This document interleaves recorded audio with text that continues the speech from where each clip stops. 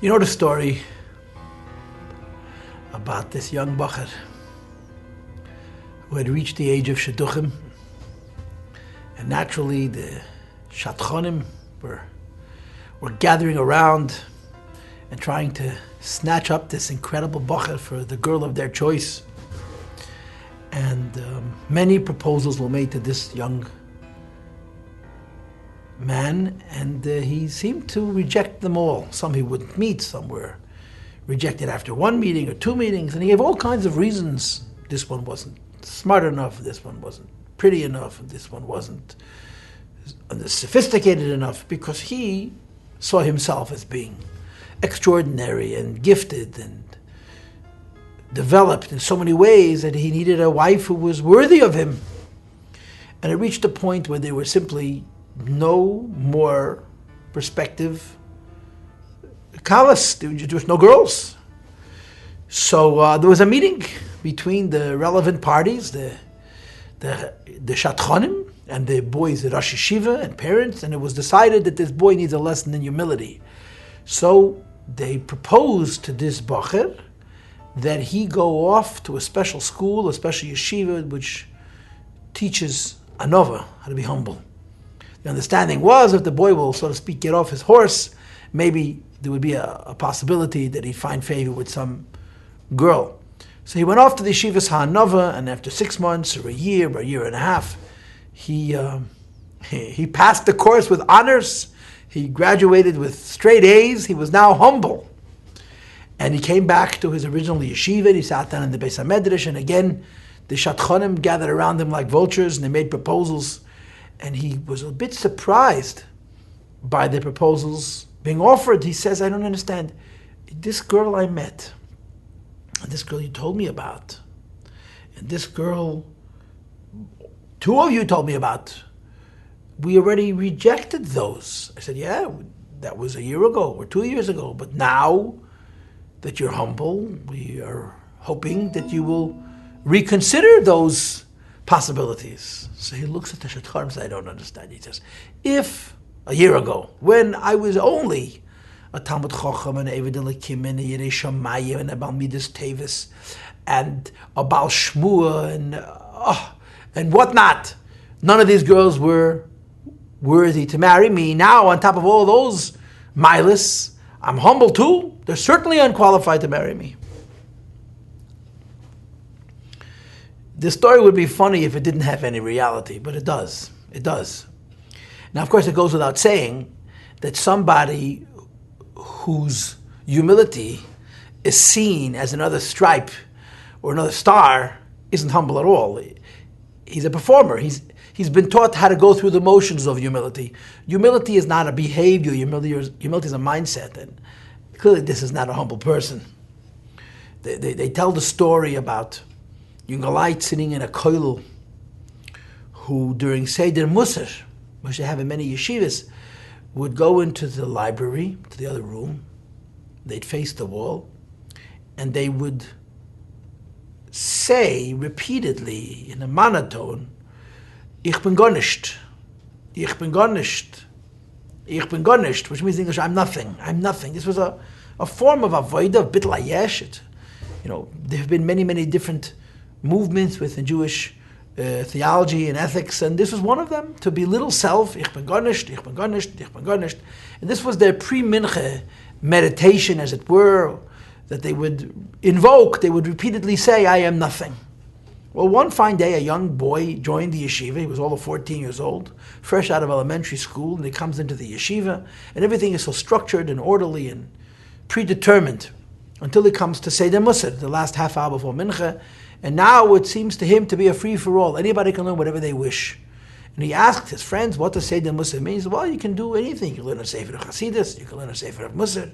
There are all different types of Sfarim of Musar, from the Rishonim, from the Achreinim, more philosophical Sifrei Musar, more severe Sifrei Musar. Choose.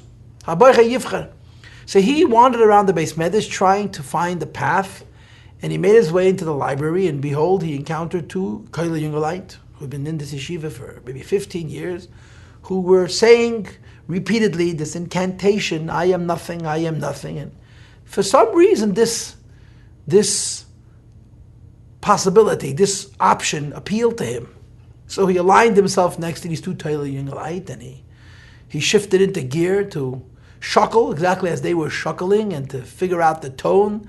And he joined them in this incantation, in this mantra, I am nothing, I am nothing, I am nothing. And after a while it gets quiet, and the two Jungelite in Koilel cease to chant, and if he's nothing, he doesn't even notice that someone has stopped speaking, and he continues doing his chant. And he hears one Koilel Jungelman say to the other Koilel Jungelman, listen, we've been doing this for 15 years, and this 14-year-old thinks he's nothing.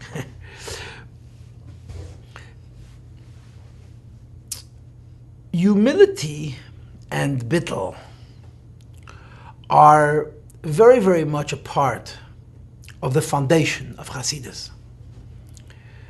But they're real, they're deep, they're serious. And there's a presumption that Hasidim are real and deep and serious. And unfortunately, when they are employed inappropriately, when they are misunderstood, when they are made into a ritual, or perhaps one of the most ugly forms of this is when Bittul and Anova means to tell the other person about Bittul and Anova. How do I practice humility? By putting everybody else down. Like that well-known little episode with the Rebbe Marash, the fourth Lubavitcher Rebbe. He witnessed his two sons playing. They played all the time. The problem was that the older son was shorter than his younger brother. The younger brother was destined to be the Rebbe Rashab, the fifth Lubavitcher Rebbe, Rebbe Shalom the Iber. The older son was in his own right a great Godel and Goen. His name was Zalman. He was 2 years older than his younger brother, and he was simply shorter than him. So they were playing some kind of a game where the older brother was the Rebbe and the younger brother was the Chassid. So the older brother had them walk on a hill so that his younger brother was lower than him, so that he'd be taller than him. And the Rebbe Marash looks out the window and he sees the two boys playing, and how that the older brother is positioning himself so that his younger brother is lower than him, so that he appears taller. And he called him. He summoned the older brother, his older son, Zalman, and he says to him, he called him into his office and he told him to get up on a chair. So he got up on the chair and said, oh, it's bist hecher, now you're taller. And he explained, Nish durch machen jenem niedrige wird men hecher. You don't become greater by putting other people down. And it's common sense, it's basic, but it can be an important lesson that sometimes needs to be learned and taught and inspired.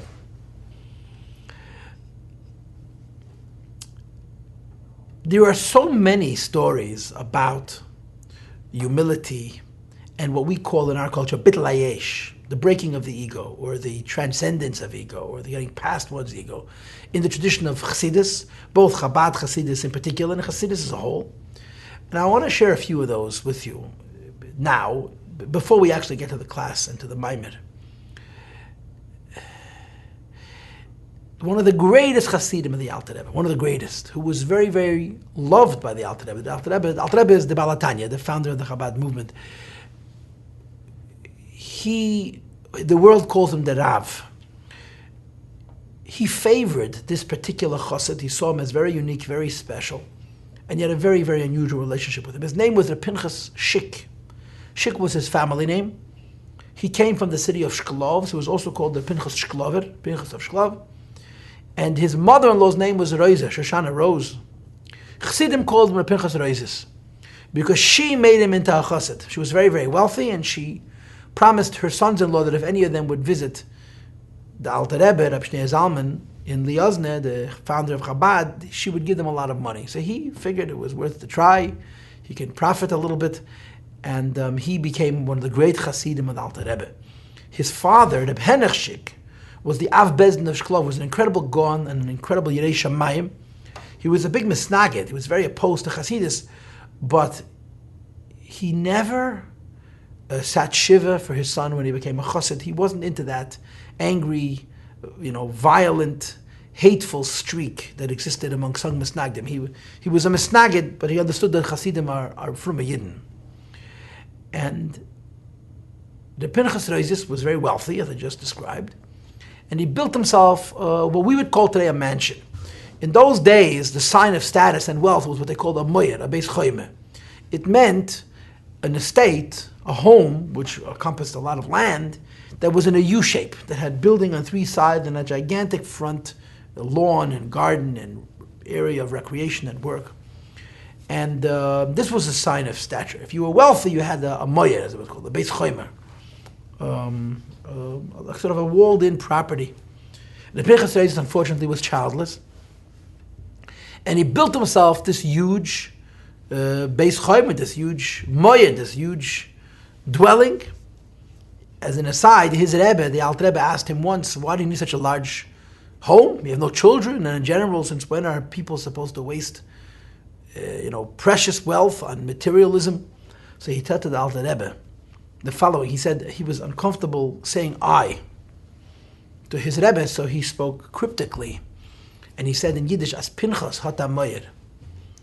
Und als die Shiva Tuva ihre Shklav kleiben sie sich bei Pinchas. Und als sie kleiben sich bei Pinchas, hat Pinchas a day in Shklav. In English, this means to say, if Pinchas, he meant to say if Pinchas has a very large house, and the community leaders of Shklav gather, they gather in his house. And if they gather in his house, he can influence the direction of the community. This was what he explained to his Rebbe, why he needed this kind of an estate. There was another chassid of the Alter Rebbe, who was an Oni Meduka, an incredibly impoverished chassid, a very great chassid, and a quite famous chassid at that, Rabbi Shmuel Munkes. He was a contemporary of the Pinchas. They were the same age, approximately, maybe a bit younger. And he visited Shklav.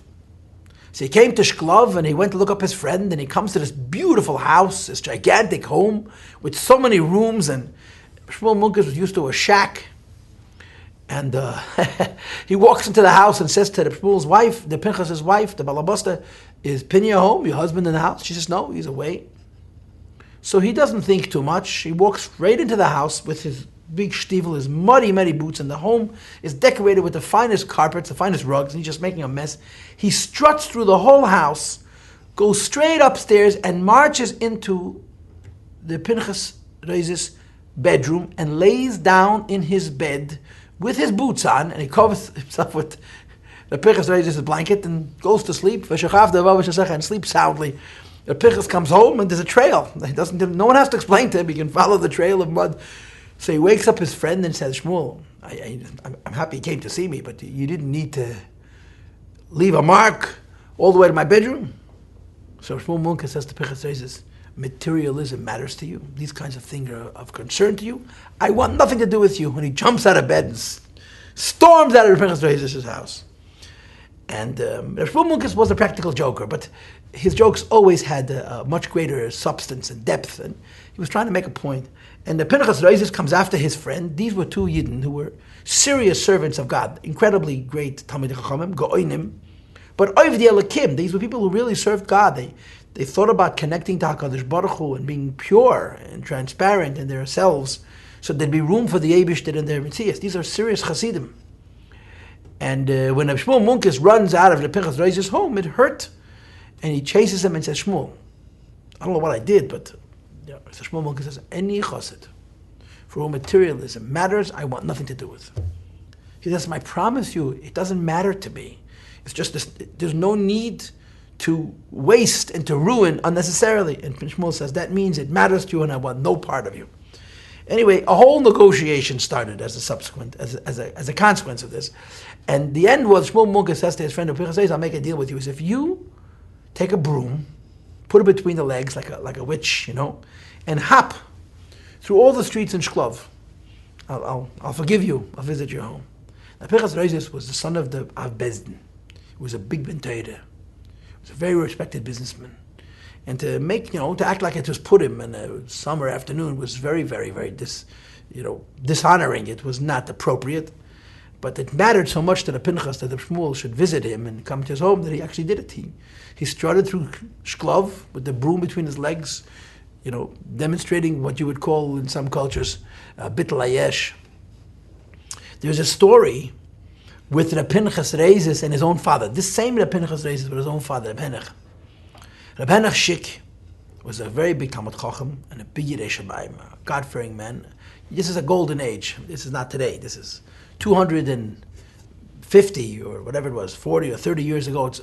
It was a golden age of Torah, really. Really, in Likkutei until Napoleon, which was the beginning of the 19th century, 1812, it was a golden age of Torah. There was so much Torah, it's indescribable. And the Penech was a Goan in that era. And he couldn't understand what there was to Hasidus that one didn't have without it. He couldn't understand why there was a need for a new movement and a new Rebbe, a Baal Shem Tov, who came along and he made a revolution, and people are flocking to him. He didn't see what it was about Hasidus that justified its own self-identity or distinct identity. Sifrei Musar, Sifrei Kabbalah, whatever Hasidus is going to say has already been said, and there's no need for this kind of thing. And he was in constant vikuach, he was constantly debating with his son, the Pinchas. And during one of these debates, Reb Henech says to the Pinchas, he says, anything you can learn in Hasidus exists in Sifrei Musar. Any value, any endeavor of self-refinement and purification exists in the books that predate Hasidus. And if you can't find it in the more philosophical Sifrei Musar, you can certainly find it in the more mystical Sifrei Musar, Kabbalistic Sifrei Musar. So Pinchas says, no, you need Hasidus. So Henech says, well, give me an example. So the son says to the father, my example is another humility. That only in Hasidus can you be truly humble. So the Henech says there's so much on another, in all kinds of works of ethics and values, both non-mystical as well as mystical works. You don't need Hasidus to learn Midas HaNova. So the Pinchas says to his father, okay, let's make an experiment. So the Henech dedicated a period of time to studying and implementing this midah, this midah tov of being humble. And at the end of the endeavor, he told his son, I feel like I have refined myself, not just read texts, but incorporated those ideas into my heart, into my life. I feel like I know what being humble means. The following Friday, the Pinchas is called aside his father's shamus, and he says to him, my father every week goes to the merchitz, goes to the mikveh, goes to the bathhouse.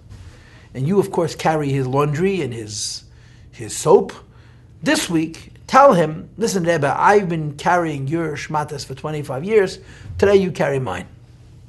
And somehow he managed to convince the shamus that he wouldn't get fired. You should try it. So sure enough, when the Penach came out of his cheder, out of his study to go to the merchitz, out of Shabbos, to go to the bathhouse, to the mikveh, before Shabbos, to wash and so forth, he offers his bag of laundries and soaps to his shamus, to his assistant. He says, Rebbe, 25 years I've been serving you. This Friday, you served me. Of course, the Melech understood immediately that this was his son's initiative. So he took his shamus' bag, and now the shamus is strutting through the streets of Shlov like a proud peacock, and the Melech is schlepping behind him. It certainly was not becoming. They went to the merchitz, and he did his duty dutifully, completely. He helped him with his boots, and those that didn't even have socks, they had volikus. Volikus meant a long strip of cloth that you would wrap around the leg. There was a whole science how you would put on socks, and he helped him with the schwitz. I don't have to go into the details, but it was a most humiliating experience. And the Benech Shik served his servant that Friday afternoon like a loyal, dedicated, experienced shamus. And when he came home from the merchitz, he summoned his son, the Pinchas, and he says, look, I passed the test. I was humiliated in the most extreme ways, but I was humble enough to do what I needed to do. So the Pinchas Reise says to his father, Father, answer one question for me. What were you thinking as you were experiencing this humility? He says, what was I thinking? He said, I was thinking, Luya Shchera B'yadi. I was so embarrassed and I was so angry. It's a miracle I didn't have a weapon. I was so infuriated with my shamus for embarrassing me like this. So the Pinchas says to his father, had you been a chassid, you wouldn't have felt any shame, any indignity, any anger. It's an incredible story. It's a powerful, powerful story because we know, and we're not Reb Henach Shik, we're tiny little people to start with, how it feels to be embarrassed. Especially, like the Chazal say, embarrassed by somebody at such a low station, somebody who's not in your world at all. and not only to swallow the indignities, the shame, but to consider it of no consequence. This is a serious, what we call in our culture, avoida pnimis. This only happens if a person has seriously refined themselves. And I'll tell you a couple of Kotsk maises, just for good measure, as it were. You've heard of the Mendele Kotsk, the Holy Rebbe of Kotsk, the Mendele Kotsk. He was a Hasidic Rebbe. He was a very big tzaddik. I've been told that in some places he's referred to as a Sorov Mikotsk, which is a very high level. People of his generation normally don't get that denotation. And Mendele Kotsk had a following. And the obsession of Kotsk was midas emes. Everything has to be emes, honest. And from the little bit that I've heard and read about Chassidus Kotsk, I would to say this to you, that the ordinary human being who would show up in Kotsk and want to join that group would have a nervous breakdown within 72 hours. The stress, the pressure, the lack of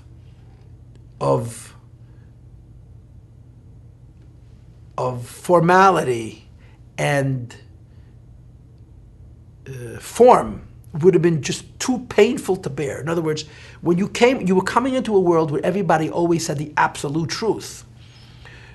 And to hear the absolute truth about yourself, you either better be in pretty good shape or have really, really thick skin. And people who came to Kotsk were no ordinary souls. They were in their own right, goinim, and in some cases, many cases, big tzaddikim. One of the great episodes of the Mendele Kotzker's unique Rebbeship was the arrival of Rabbi Shlomo Eger. Rabbi Shlomo Eger was the grandson of the great Gaon Rabbi Akiva Eger. Rabbi Akiva Eger was a Gaon Olam, a Gan HaGoinim, and he was a tzaddik and a kodesh. The Mittel Rebbe said about Rabbi Akiva Eger that no one knows his greatness because there's simply nobody to measure him against in his time. It was an incredible, and he was a Anvas and Kehillel. The Mittel Rebbe writes, Rabbi Akiva Eger, the Mittel Rebbe is the second of the Lubavitcher Rebbe. He met Rabbi Akiva Eger in Germany when he visited there in 1825. And he writes such extraordinary things about how humble he is and how scholarly he is and how pious he is. Rabbi Shlomo Eger was such a big misnaged that he actually sat shiva when his son, Rabbi Leibele Eger, became a chassid. And there's many stories that are told about Rabbi Leibele Eger's experience in Kotsk. He arrives, and there's a shtibel. He comes to the shtibel. It doesn't look exactly very orderly.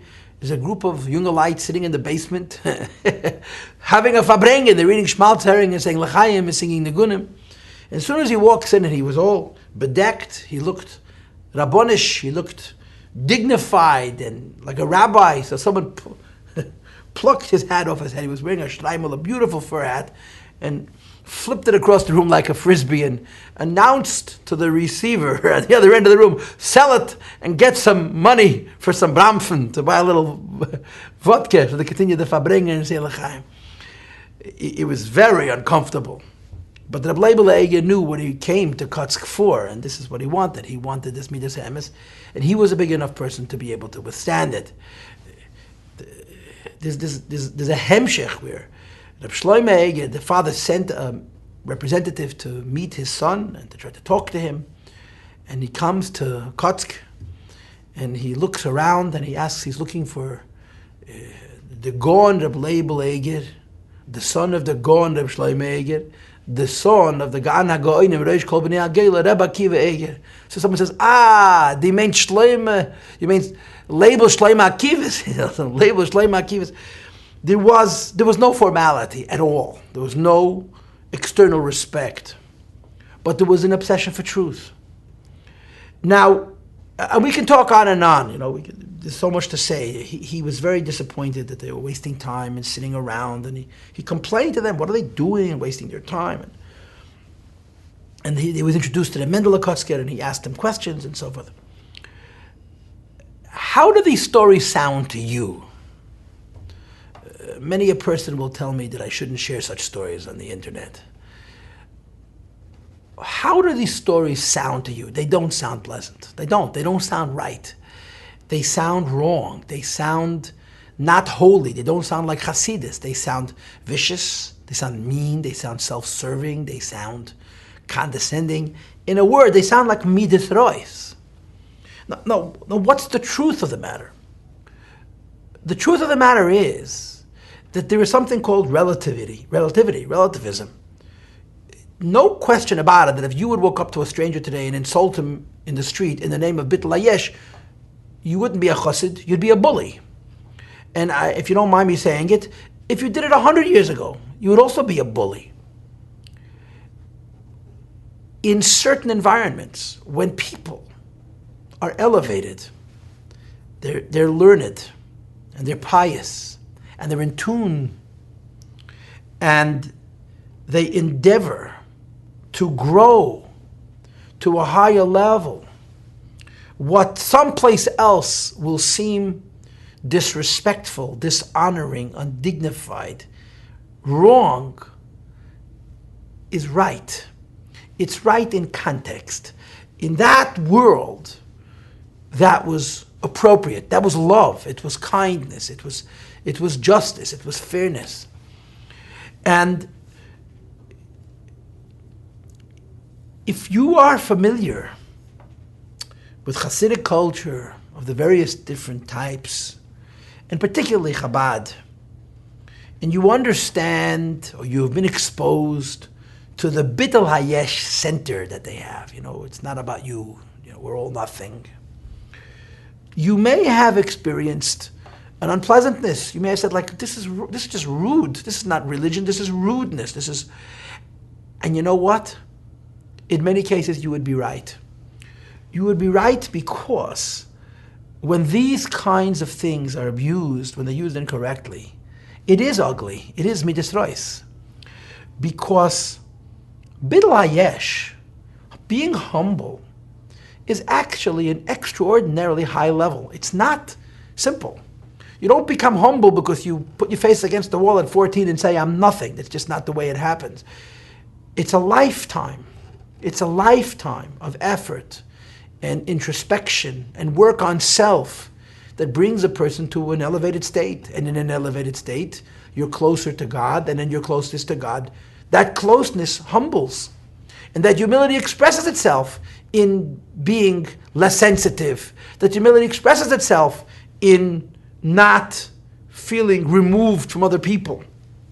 You could be a big Talmud Chacham, you could be a great Rav, you could be a very big Chassid, and you can sit with a simple person and feel shava b'shava. That's a high level. It's an incredible achievement. It's not an act. It's not a performance. It's not a show. It's a state of spiritual being that is achieved through much, much hard work. So it's important for me to, before we get to the Maamar, which is all about humility and joy, to establish this at the outset, that like everything else, life is a journey. Our relationship with God Almighty is a journey. Our relationship with God Almighty, as it's inspired by the teachings of Hasidus, is also a journey. And there's an order. And you can't just jump into the deep water when you don't know how to swim and how to tread water. You just can't do it. There's an order. And the unfortunate fact is that since the Holocaust, there's such a vacuum of hashpah. Kids grow up, and they, the tradition of the mashpia and the dugma chaya that was in the olden days, it's very hard to come by. You don't find a lot of people who are living examples of these kinds of avodah, and you certainly don't find a lot of people who are truly living examples, this kind of avodah, who know how to share it, who know how to impart it. The previous Lubavitcher Rebbe, talks about, in his days, 80 years ago, he talked about what used to be, the old chassid. And he says the old chassid had mesiras nefesh, would make great spiritual sacrifices to help young chassidim learn what chassidus is about. Not just the books and the ideas, but the life and the humility and the lack of preoccupation with self, which is, so they had to step out of their own place to share, And the young Hasidim had to have great Mesiras Nefesh, great dedication to take it in and to learn what it means. It's not fast food. You don't learn about a concept and decide you want to be it. You learn about a concept and then you say, where am I? And oftentimes the answer is, wait, not a day or a week, but a decade or 2 decades or 3 decades and so forth. And it's important for me to share with you a Maamar in Torah, which I've talked about on a number of occasions in the past, and we may have even learned it, I just don't remember at the moment, where the Alter Rebbe, whose Hasidus we're learning here in the Likkutei Torah and Torah, talks about the Maamar Chazal that a Talmud Chacham needs to have a Shminas Shebeshminas, that a scholar must have a little bit of gaiva, a little bit of ego. It's a long Maamar, it's very involved, but one of the things the Alter Rebbe says there, which is most commonsensical, is that no person begins their pursuit of Torah with humility. No person begins their pursuit of Torah learning Torah Lishma for the sake of God. It's impossible. Everybody must begin their pursuit of Torah with their ego. Everybody must begin their pursuit of Torah adaita denafshei, learning Torah because they want to, because it's rewarding to them. What about Lishma? And what about Bittul? And what about it's only for God? It's true. Those are ideal truths. But you cannot start off at step 100. You have to start off at step 1. Step 1 means when a boy is a teenager, struggling to understand the piece of Torah, the biggest mitzvah you can do is raise his ego and encourage him and be proud of him and teach him how to be proud of himself. What about Bittul Hayesh? He'll have 80 years to worry about Bittul Hayesh. First be a yesh, then you'll have what to be mavatal. This is a real truth that unfortunately by so many is missed. And I feel that it confuses Bachrim. It doesn't allow them to healthily grow up. I was told a story, I'm not going to say any names, but there were 2 Hasidim, very big Hasidim, from slightly different backgrounds, living in the same place. And one of these 2 individuals was sitting with a group of yeshiva Bachrim, and he was giving them the regular lecture on Bittul Hayesh. We're all nothing and nobody and garbage and no good and so forth. The other Chassid, who was older than him, interjects and says, listen, I was in Lubavitch. I was in Lubavitch of Lubavitch, the Holy of Holies. And I want you to know that in Lubavitch they didn't put Bachrim down. The Bachrim were built up. They were told that they're good and that they're excellent. And as they achieved and they aspired, they were complimented. It was only the older Bachrim who were involved in Avodah Pnimiyus, who we would call Hasidish Bachrim, that the remedy or the medicine of Bittul Hayesh was applied to. In other words, when a person grows up, there's an order to things. Humility doesn't mean a shattered ego. It means the transcendence of an ego, and it has to be in that order. And when you understand that, you go back to the stories about the Kotsk Rebbe or about the Pinchas Roises and his father, and the stories make sense. These stories are reasonable in the context in which those stories occurred.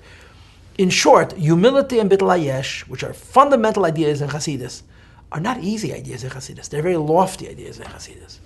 And what we'll discover as we learn this Maamar is that not only lofty ideas and a high level of Hasidus, but they really ultimately are very natural. In other words, humility is a very peaceful state. It's not a shattered state. And if humility is a shattered state, then it's this wrong. It's not the right way. Humility is graduating to being at peace with yourself, not resigning of self. And I was preparing this Maamar this afternoon, and of course I was thinking about it, and one of the things that crossed my mind as I was preparing the Maamar is what we're learning is that ultimately being a Yid is not a sacrifice at all. It's the most wonderful life. It's a life that makes great demands, and from a perspective of materialism and ego and superficiality and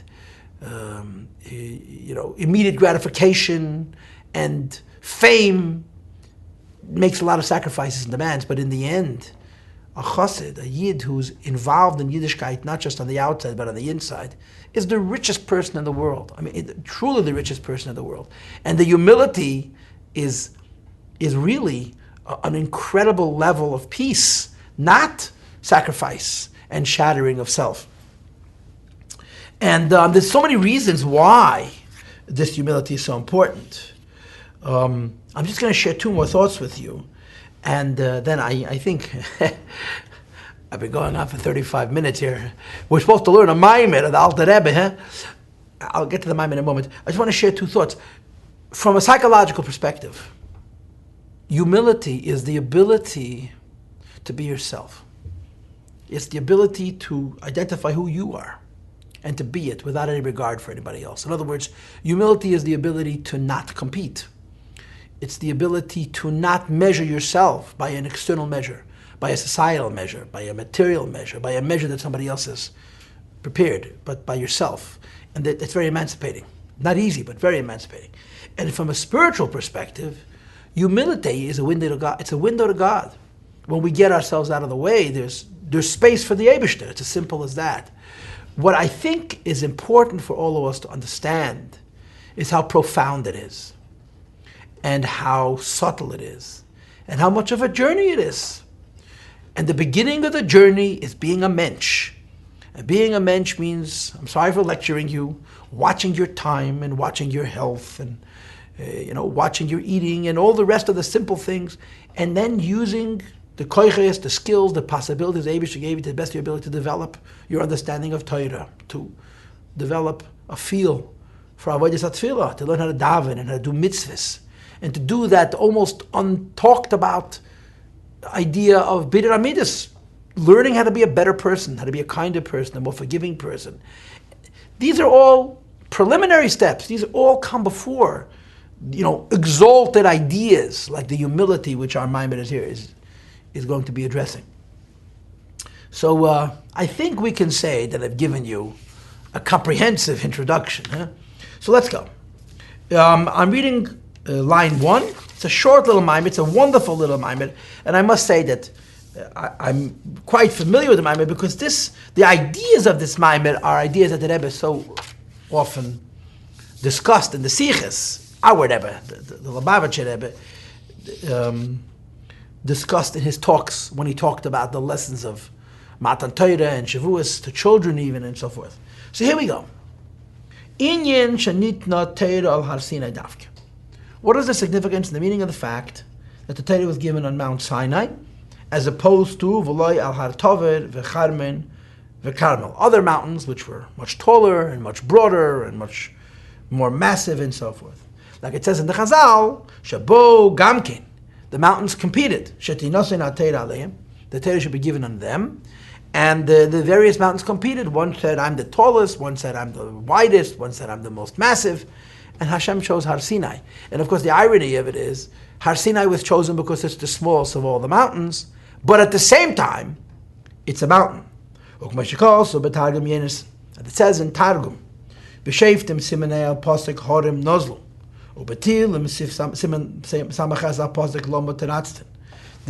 Yossi ben Azil says, this is just an aside, on Chumash you have Targum Onkelos, and then you have the older Targum Yossi, Targum Yerushalmi. On the Nevi'im and Ksuvim there's no Targum Onkelos, there's only Targum Yossi.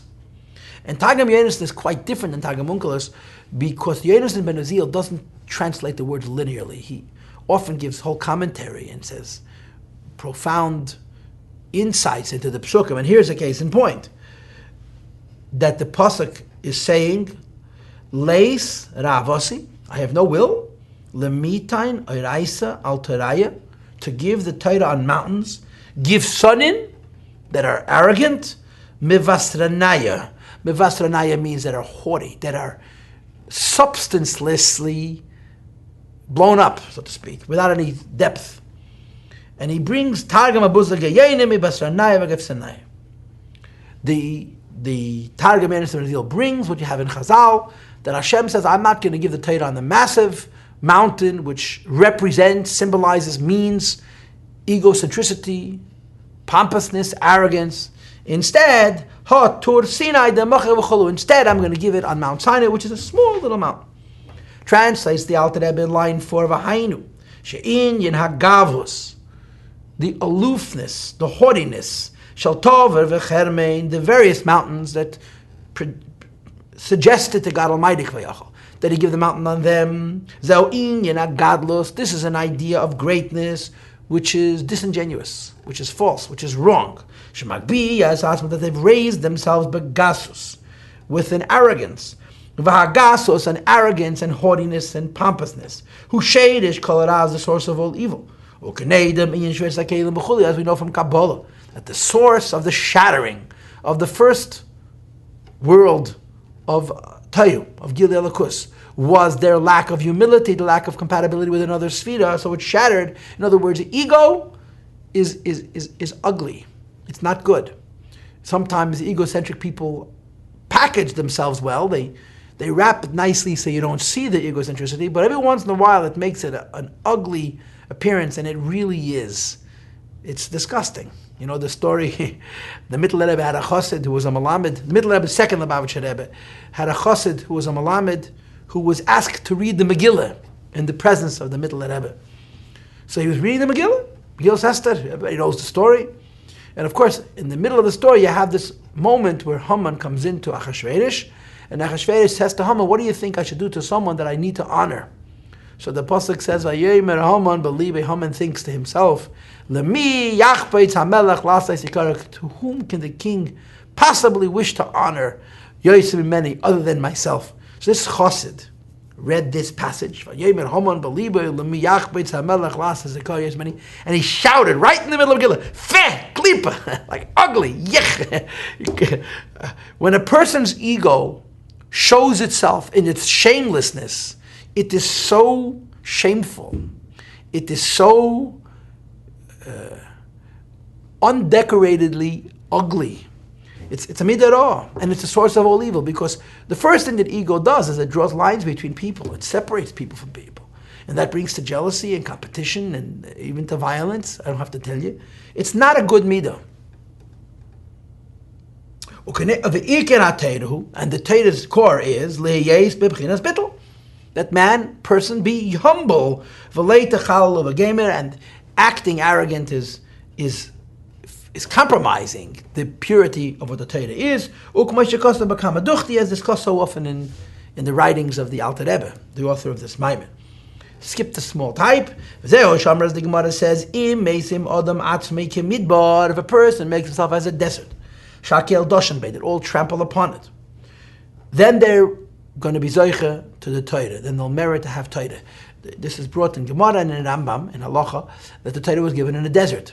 And there are various reasons why. One of them is because the desert has no owner, and the Torah has no owner. Anybody who wishes can have it. Munachas B'keren Zavis, Kol Mi Shreitz Little Yavav Yitel. The Torah doesn't have an owner. Anybody who wants it can have it. Additionally, the desert shows on this humility. Rashi interprets that one who does not have arrogance, Torah is given to him as a gift. There is space for the Torah in this person.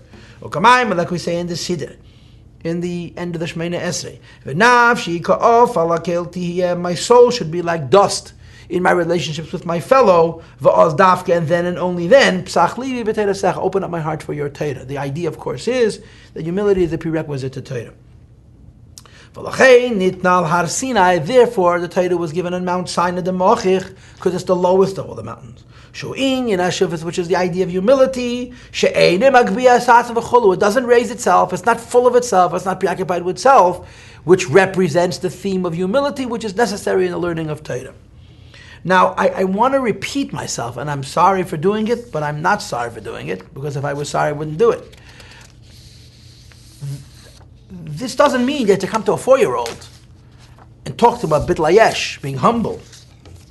You have to come to a 4-year-old, talk about being nice. You have to come to a 4-year-old talking about learning Torah and developing his mind and feeling good about it. And not only a 4-year-old, but a 14-year-old, and maybe even a 24-year-old. This isn't untrue. It's just level 2 or level 3 or level 4. It's not level 1. Level 1 is you have to create a person and teach him humility. And if I want to give it to you in other words, This is true of so many of the core teachings of Hasidus. These midos have to be chosen. Nobody can advocate. No one should tell you, be humble. Hey, you're a chassid, be humble. Instead, the person says, I am a chassid. I want to come closer to Hashem.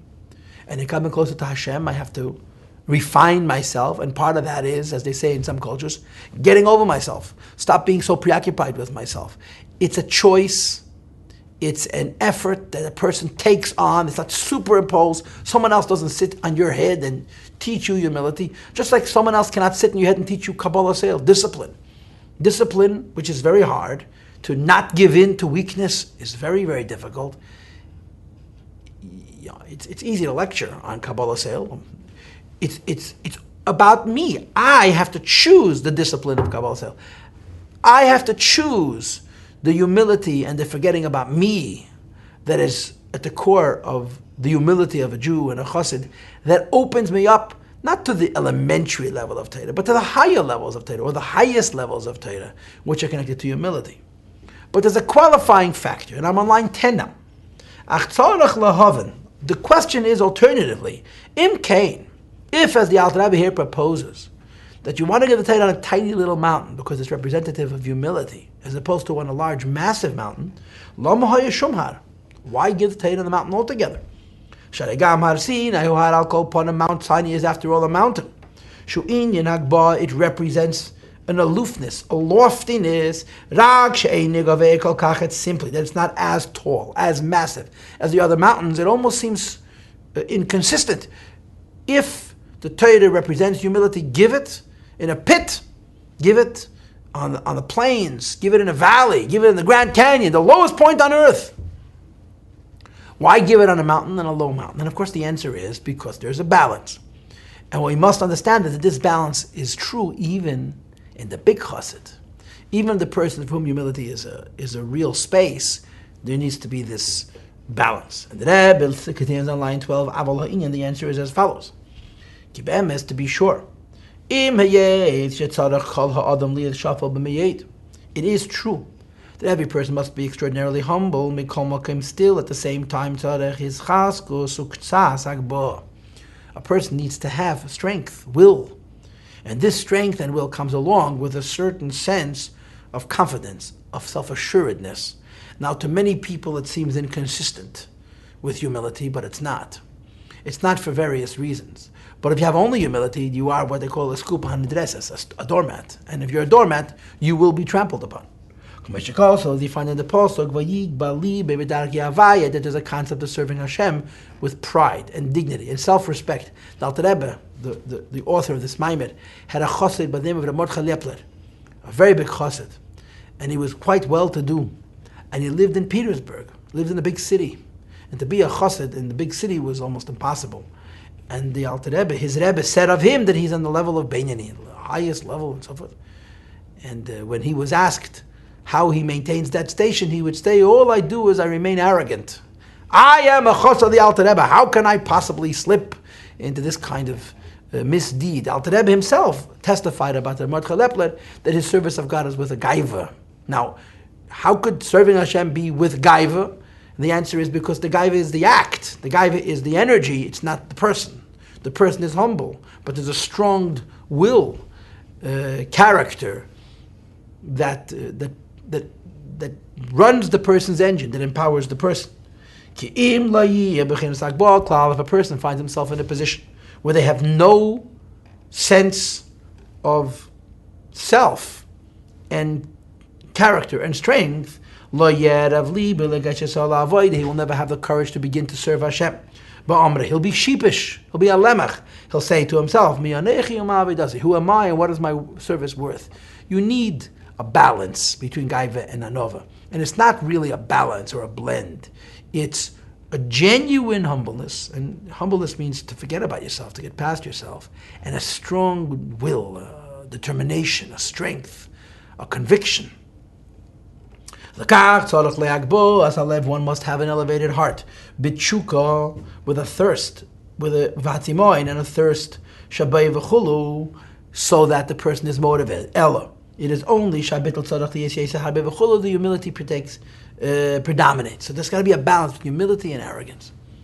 Now, let's discuss this just a bit. I've told you the story a few times already, I'm sure. That I'll save time, so I won't go into all the details within the details, but the short version of the story is that a young man named Yitzchak Shol said to another young man named Reb Baruch, who was the Alter Rebbe, the author of the Torah, his father, watch, I want to show you something cute. It was Simchas Torah, and he goes over to the Gabbai, and he says to the Gabbai that for the following HaKafeh, he should call the humblest man in Shtetl, the humblest man in Dabra Misl.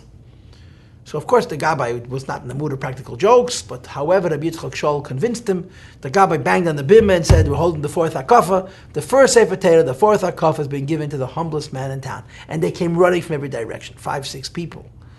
And the next morning they met one of these elderly fellows, and Rabbi Yitzchak Shol says to this elderly man, you're the third humblest man in town. He says, I'm the third humblest man in town. I am the most humble, I'm supremely humble. He says, yeah, but you arrived at the Sefer Torah first. He says, yeah, because I got bad legs, and the other guys are chutzpahniks. That's not humility. I don't have to tell you that. That's an act. That's a performance. It's the antithesis of humility. It's using the shtick, the shtel of humility, to enhance one's gaiva. It's like the boy who couldn't find the shidduch, because now he's humble too. How do you measure it? It's very difficult to measure. And you know what? It doesn't really matter. Because the only thing that really matters, certainly on these levels, is one person measuring himself against himself. This is not a popularity contest. There's no, humility gauge. I think one of the simplest ways to determine the genuineness of one's humility or the disingenuineness of one's humility is simply this. Are you philic or phobic?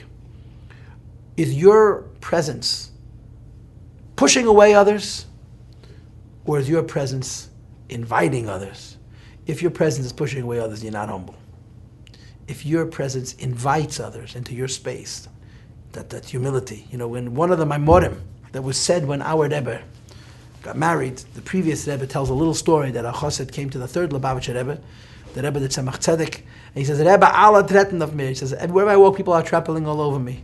So the Rebbe says, if you'll stop spreading yourself around all over, people will not have to trample on you to get from one place to the next. That's not humility. Humility is a sense of getting past self. And the sense from getting past self comes from a connection to something bigger. Just think about competition. Why do we compete? And do we like competition?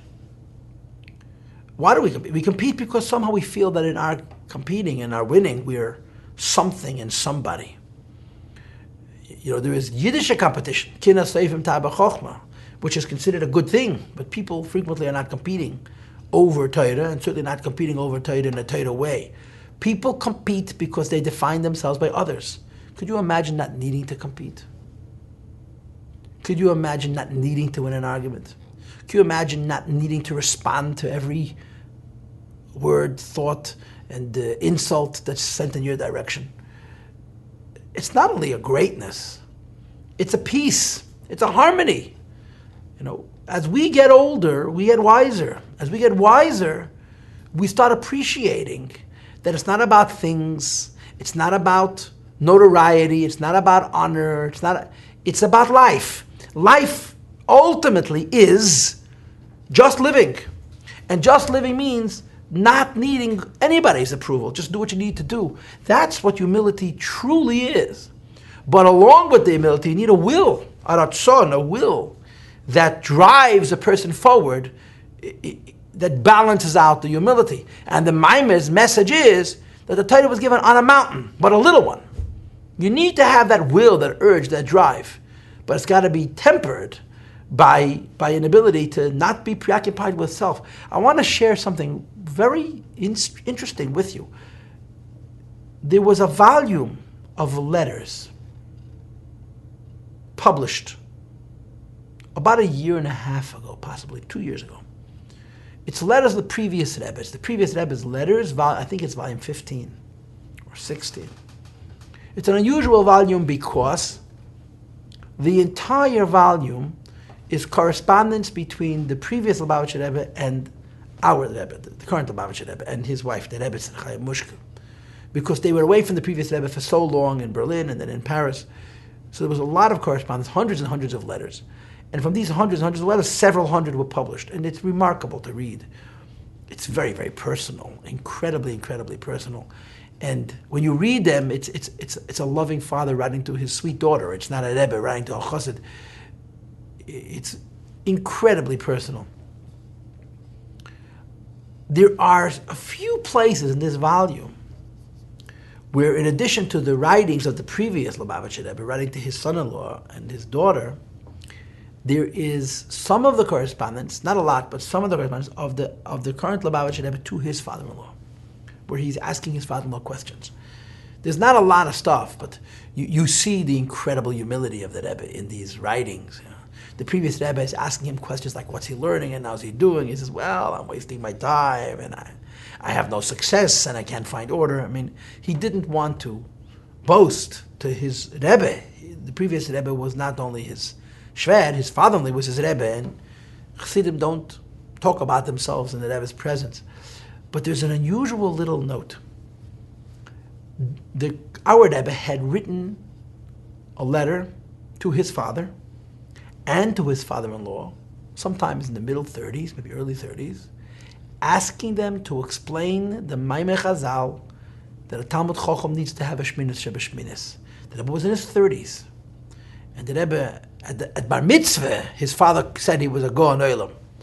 The Rebbe in his 30s was a Gadol. And he was asking his two influences, his father and his Rebbe, his father-in-law, to explain to him the meaning of the Maimei Chazal, the Talmud Chacham Shebeshminis, that you need to have a little arrogance. And although it's just one word, a few words, it seems to me that the Rebbe is simply saying, I realize that I'm enough of a Talmud Chacham to need a Shminis Shebeshminis. Teach me how to do it, you know. So he writes a letter to his own father, and his father writes him a long letter. Remember, his father was in Russia. And he writes a similar letter to the previous Rebbe, and the previous Rebbe doesn't answer.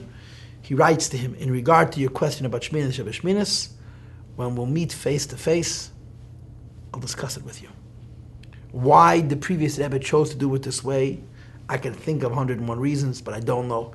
But I found that little comment, this whole volume of letters has these tiny little tidbits that are so delicious, that the Rebbe realizes that there's got to be a balance. You can't just be humble. There's another side. It's got to be in a proper balance. But what's key to this is that humility is not an act. It's who a person is. And it's a holy station. It's a high level. But it's a peaceful station. It makes Yiddishkeit the most wonderful life, because nothing is a big deal, essentially. But then there's a third point. Line 16. V'zehu Einyan vayosu anovim b'Hashem simcha. The idea that the Chazal tell us that the humble ones are drawn into God with joy. Now, how do joy and humility get together? And I want you to know that there's extensive writings in Hasidus about the juxtaposition of joy and humility. Here, it's just a couple of lines. There are other places in the Likkutei Torah itself where this idea is explored much more extensively. Joy is effervescent. It's overflowing. It's happy. It's spilling over. That doesn't look humble. It doesn't look humble at all. It looks self-assured. It looks proud. It looks rich. And you know what? Joy is incredibly humble, because only a humble person can allow themselves the freedom to laugh, to be joyous, to not measure every syllable and nuance because they're concerned with appearances. A truly humble person is a truly free person. A truly free person is a truly joyous person. So as ironic as it is, as strange as it seems, humility doesn't mean verquetscht. Humility doesn't mean suppressed. It means beyond self. There's plenty of place for joy in that framework. In fact, this joy is his chaschas like bas hanefesh. This is the power and the will that complements the humility that was described earlier, that affects that the humility shouldn't be that one be a doormat, but that the humility come along with a strength of character and a will to do what one needs to do. It must be understood that this joy is nimshach min ha'anav v'ashifus. It comes from the humility and the lowliness itself. Dafka, or Kamesha Costa, B'Seifa Shalbeinanim Seif Perek Lamadal, as the Alter Rebbe quotes the Zohar in Tanya chapter 34, where he describes a Tana that would laugh out of his right eye, the right side of his face was laughing, and cry out of his left eye, the left side of his face was crying. Now, that's not so easy to do, huh? But the point is, there was a balance between the joy of his relationship with God and the brokenness, in one sense, of who they are by themselves. Shemitzad, I go for Nefesh Bahamas in as much as the body and animal soul are concerned, one is very humble. And at the same time, there is a joy, it comes from the divine soul. The divine spark which is within it, to give it life. So there's a balance. It's not a balance where one compromises the next. It's a balance where one is a symptom of the next and one complements the other. A truly humble person is a truly freed person, and you could really add to the scheme a truly trusting person. He trusts his Creator, he trusts God Almighty, and there's something very emancipating, very exciting, very freeing about that. Line 20. Now we read line 21. And the Alter Rebbe concludes, this is the idea of Mount Sinai, that the Gemara says about Mount Sinai, Sinai. Why is it called Sinai? For the word Sin'ah, which means hate. And there are many different interpretations as which hate the Gemara here is referring to when it's saying that Mount Sinai brought hatred into the world. Here he translates, Sina al mides harois. Mount Sinai brought into the world a hatred to bad character. In other words, it's one thing to behave appropriately and not to behave inappropriately. It's another to feel appropriately and not to feel inappropriately. That's what midas toivis and midas rois means. A good character means to be emotionally in a good place. Bad character means to be emotionally in a bad place, and if you're in an emotionally bad place, it will show itself in your relationship with other people as well. Al derech, as the Gemara describes it, there's a constant competition and hatred from the divine soul to the animal soul. And this anger at one's tendency towards arrogance and self-absorption and so forth, it's raising oneself, it's being arrogant over in relationship with one's Yetzer Hara. But it must be stated that this is in a context. It's not, I'm arrogant in my hatred for arrogance. I'm humble, and I have the will necessary to fight against midas rois. And in conclusion, I want to repeat what I think is the most important thing, or if I may say in other words, what I think all of us already understand. Maamar Chasidus, in general, and those Maamar Chasidus that discuss matters of avoida, how to grow as a human being, are serious. Serious means they're not simplistic. He means what he's saying. But as people, this means a journey, a lifetime, and the only place to look is in the mirror.